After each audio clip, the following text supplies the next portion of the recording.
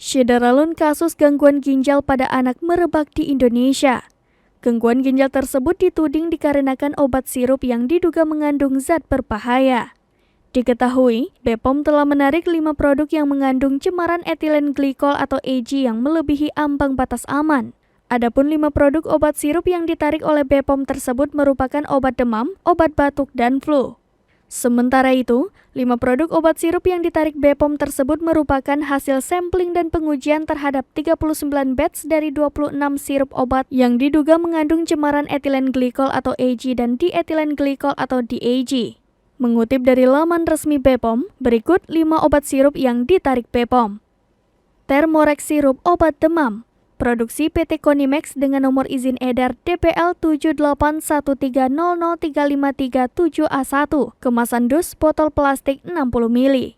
Flurin DMP sirup obat batuk dan flu. Produksi PT Yarindo Farmata dengan nomor izin edar DTL 0337086337A1, kemasan dus botol plastik 60 ml. Uni Baby Cough sirup obat batuk dan flu. Produksi Universal Pharmaceutical Industry dengan nomor izin edar DTL 7226303037A1, kemasan dus botol plastik 60 ml. Uni Baby Demam sirup obat demam. Produksi Universal Pharmaceutical Industry dengan nomor izin edar DPL 8726301237A1, kemasan dus botol 60 ml.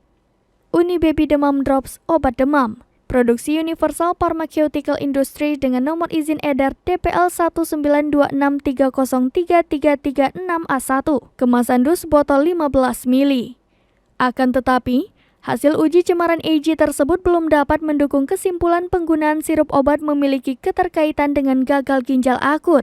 Lantaran terdapat beberapa faktor resiko penyebab gagal ginjal akut lainnya, seperti infeksi virus bakteri Leptospira dan Multisystem Inflammatory Syndrome in Children atau MISC atau sindrom peradangan multisistem pasca COVID-19.